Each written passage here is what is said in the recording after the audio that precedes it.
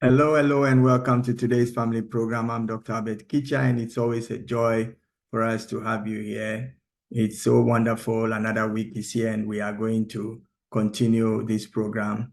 We know this has been helpful, especially if you are here today for the first time. I want you to know this program is built one on the other, so it will be great for you to watch the previous programs in order to catch up with where we are and why we are here and all that is very important. And also, please, everybody, just spend a minute to call your friend to join this program, and also like and share this program with your friends. The program is aimed to reach everybody, so we are very happy if you help us by sharing the information with other people. Well, so we've been talking about teamwork and its importance. We have defined what it is. We have looked at a few things. Last week, we were talking about the formation stage of a team. And today, I want to talk about what I call the storming stage, the stage when we now bringing stuff on board. We storming, we just, bringing things up so that we can be effective and work towards the vision that we have. During this time of storming, there could arise conflicts. It is normal. Why? Because everybody is bringing on board what he or she thinks will be ideal for the time that they are in and whatever the task before them would be.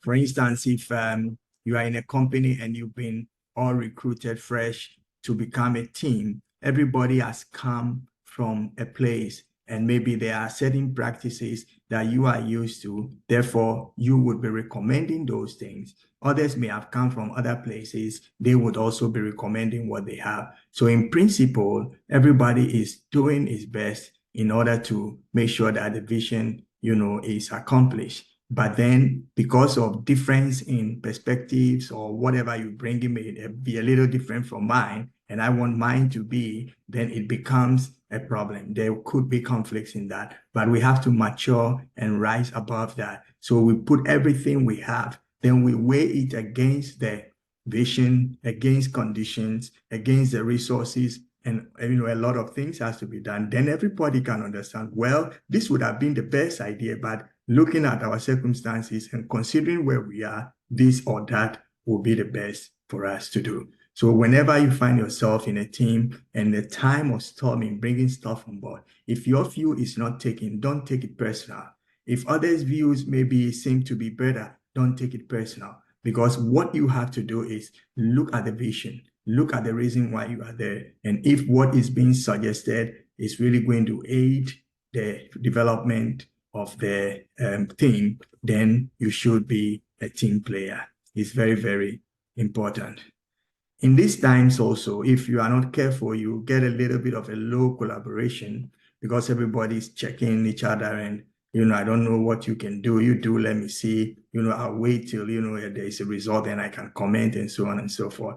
But we need to also understand these kind of attitudes could be, sort of normal. You would even be surprised that people who have been working in the same group for years, but because a new head comes and the head would begin to require certain new things, they would begin to also, find it very uncomfortable, though they have been a group. So it's very important that we know that conflicts happen. We know that sometimes collaboration could be low, but then this is the time for us to once again refer to the why, the purpose, the reason, the vision for which we are here. It is very interesting. And sometimes too, once you jump on board, then you see really how much you need to do. And it's like overwhelming. Oh my goodness. I didn't know there is so much, to do here. I remember one day I was trying to fix something that was broken. So on the surface, I felt I knew or I have understood what it is. So maybe within like an hour, I'll sort things out and then be free. But the moment I jumped on and I, opened the first screw, went to the next one, I realized that no, the destruction is massive. Yes, it can be fixed, but not in 2 hours. And that requires that you actually set up a whole day or something like that for that. So I had to sort of abandon and then plan for another day. Yes, it messed up a little bit of my expectations and all that, but it is always good for you to, as you assess things, you make the necessary changes or adjustments in order to suit the purpose and also to make others in the team, be able to also bring on board what they have. Whenever there is a conflict, we have to have some diagnosis of these conflicts. We have to, ask ourselves questions. How did we get here? What brought us there? And when you know the reasons and they make sense, then you are sort of happy with it because it is supposed to be. But then you look for solutions. I always say we must be solution-minded, not problem pointers. Be a solution giver, not a problem identifier. It's very important. And we have to find out if everybody agrees on goals. Don't be a silent team player. Don't be a team player who does not express his views. Don't be a team player who says just yes to everything. Don't be the team player who has a view but would rather talk later. Don't be the team player who says, I can do it, but if I'm not called to, why would I stress? No, as a team player, you have to understand, we may not all agree, but we have to analyze and find out, should there be any disagreement? Why are we disagreeing? What is the reason? What can we do in order to get ourselves going back on board? This is also the time that roles and responsibilities should be identified. Otherwise, you will find everybody standing around the same thing and nobody doing anything. But if responsibilities and roles are identified, there are primary responsibilities, secondary responsibilities, corporate responsibility, and stuff like that. So there are certain processes where A must be done first before B and then C and D. So B must wait for A and C for B and so on and so forth. But if it's something that each person can be working and once you get done, they can put the stuff together, then that also can move. So you have to be clear about responsibilities, the roles, the timings, and what is it that is expected of you. Whatever we don't communicate, nobody knows. And whatever we don't communicate well, nobody would know well anyway. So it is very, very important that you find your place in the vision. You play your role. You understand your responsibilities, You would understand the responsibilities of others, and you see how best you guys can collaborate. You need to also be someone who is capable of identifying, the problems or issues when they arise. It is very important to be analytical. You should have your eyes on the, ground. You should be able to, sense stuff. So it is very, very good that you develop yourself in the area of also identifying what is not working. And once you do that, you must not stop there. Because if you just identify the problem and you even communicate it, that ends it, and that is not good because the problem will still be there. It is now known, but there is no recommendation. So learn also to go beyond just identifying the problem to knowing the kind of solution or resources that will be needed in order to rectify any situation that is not going according to plan. It is very, very important that you and I, if we belong to a team, to be able to identify issues. And when you are doing that constructively, you come out very positive.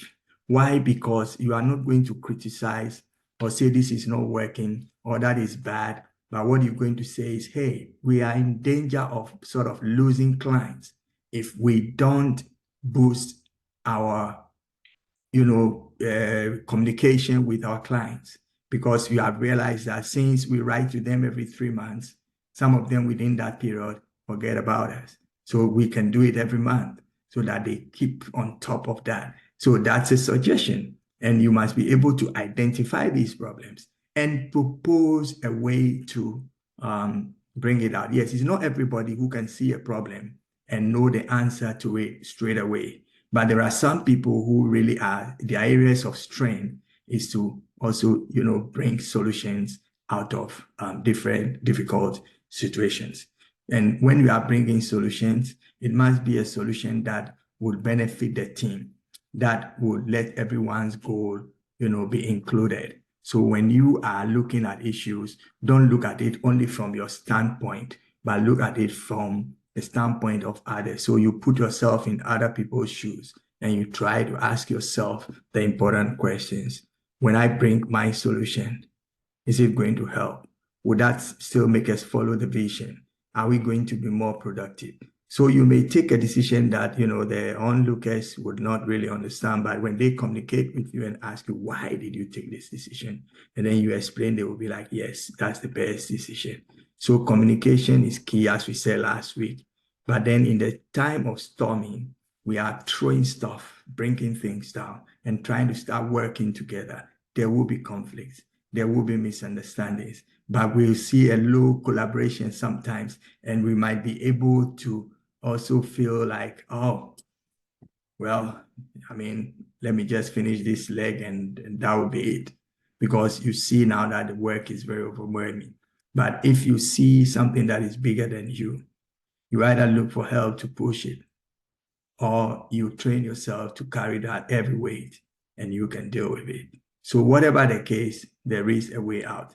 Let's be solution-minded and not problem identifiers. I know that this program helps you.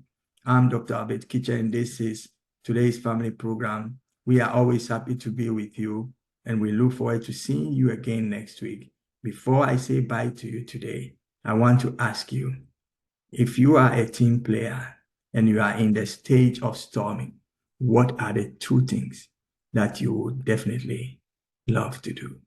You can send your answers. You can also, let yourself know. And definitely next week, we are going to continue. And then I will be speaking on the next step. And that will help you understand whatever answer you have for today's question. Have a wonderful day. And I wish you, your family, and everything you do well. Till we see you again exactly in a week. This has been today's family program. I'm Dr. Albert Kitcher, and see you next week. Bye-bye.